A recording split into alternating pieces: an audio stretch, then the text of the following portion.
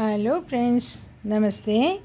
ನಾನಿವತ್ತು ತೆಂಗಿನಕಾಯಿ ಒಡೆದುಬಿಟ್ಟು ಅದನ್ನು ಕೊಬ್ಬರಿ ಮಾಡೋದು ಹೇಗೆ ಅಂತ ತೋರಿಸ್ತಾ ಇದ್ದೀನಿ. ನಮ್ಮಲ್ಲಿ ತುಂಬ ತೆಂಗಿನಕಾಯಿ ಮೊಳಕೆ ಬಂದಿತ್ತು ನೋಡಿ, ಈ ಥರ ಮೊಳಕೆ ಬಂದಿದೆ. ಈ ಮೊಳಕೆ ಬಂದ ತೆಂಗಿನಕಾಯಿಗೆ ಮಾರ್ಕೆಟಲ್ಲಿ ರೇಟ್ ಕಮ್ಮಿ ಇರೋದ್ರಿಂದ ನಾನು ಅದನ್ನೆಲ್ಲ ಏನು ಮಾಡ್ತಾಯಿದ್ದೀನಿ ಅಂದರೆ ಹೊಡಿತಾ ಇದ್ದೀನಿ ನೋಡಿ. ಈ ಥರ ಹೊಡೆದು ನೀರನ್ನೆಲ್ಲ ಒಂದು ಪಾತ್ರೆಗೆ ಹಾಕ್ಕೊಳ್ತೇನೆ. ಇದರ ಒಳಗಿನ ಬೊಂಡು ಅಂದರೆ ಮೊಳಕೆ ಒಳಗೆ ಇರ್ತದಲ್ಲ ನೋಡಿ, ಇದು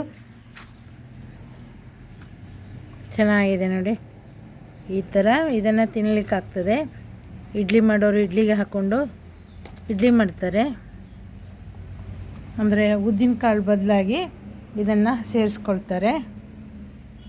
ಒಡೆದ ತೆಂಗಿನಕಾಯಿನ ಈ ಥರ ಸೋಲಾರ್ ಗೂಡಿನ ಒಳಗಡೆ ಬಿಸಿಲಲ್ಲಿ ಒಣಗಿಸ್ತೀನಿ. ಇದೊಂದು 3 ದಿವಸ ಈ ಥರ ಒಣಗಿದರೆ ಅದು ಅದರ ಗೆರಟೆಯಿಂದ ಬಿಡ್ತದೆ ನೋಡಿ. ಈಗ ಗೆರಟೆ ಸಮೇತವಾಗಿದೆ. ಈ ಗೆರಟೆಯಿಂದ ಇದು ಬಿಡಬೇಕು. ಬಿಟ್ಟ ಮೇಲೆ ಮತ್ತೆ ಅಡಿಗೆ ಏನಾದರೂ ಹಾಸ್ಕೊಂಡು ಒಂದು ತೆಳ್ಳಗಿನ ಚಾಪೆಯ ಯಾವುದಾದ್ರು ಹಾಕ್ಕೊಂಡ್ರೆ ಅದರ ಮೇಲೆ ಇದನ್ನು ಆಮೇಲೆ ನೋಡಿ ಈ ಥರ ಬಿಟ್ಕೊಂಡು ಬರ್ತಾ ಉಂಟು.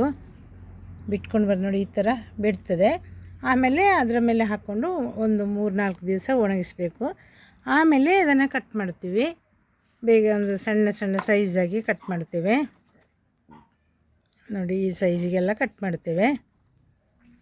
ಮತ್ತು ಎಣ್ಣೆ ಮಿಲ್ಲಿಗೆ ಕೊಟ್ಟು ಕೊಬ್ಬರಿ ಎಣ್ಣೆ ತೆಗೆಸ್ಕೊಳ್ತೀವಿ.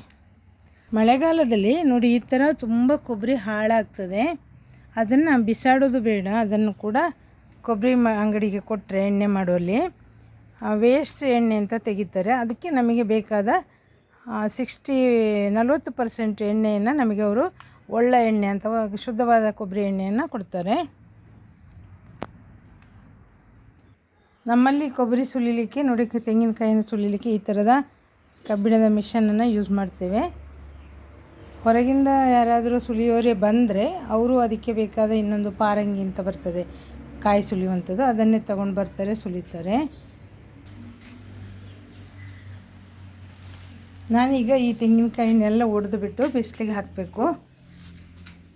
ಹಾಗಾಗಿ ನೀವು ಏನು ಮಾಡ್ತೀರಿ, ಮೊಳಕೆ ಬಂದ ತೆಂಗಿನಕಾಯಿನ ಅದಕ್ಕೆ ಯಾವ ಥರ ಪರಿಹಾರ ಏನಾದ್ರು ಇದೆಯಾ, ಎಣ್ಣೆ ಮಾಡಿಸೋದು ಯಾವ ಥರ ಎಂಬುದನ್ನು ನನಗೆ ಕಮೆಂಟಲ್ಲಿ ತಿಳಿಸಿ. ಹಾಗೆ ವಾಚಿಂಗ್ ಫಾರ್ ನನ್ನ ವಿಡಿಯೋ ನೋಡಿದ ನಿಮಗೆಲ್ರಿಗೂ ಧನ್ಯವಾದಗಳು. Thank you.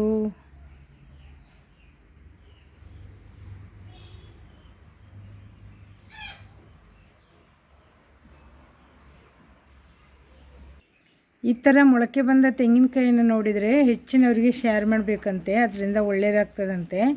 ಹಾಗೆ ನನ್ನ ವಿಡಿಯೋನ ಇನ್ನಷ್ಟು ಶೇರ್ ಮಾಡಿ. ಹಾಗೂ ನಮ್ಮನೆ ಯೂಟ್ಯೂಬ್ ಚಾನಲ್ಗೆ ತಾವೆಲ್ಲರೂ ಸಬ್ಸ್ಕ್ರೈಬ್ ಮಾಡಿಕೊಳ್ಳಿ ಅಂತ. Thank you.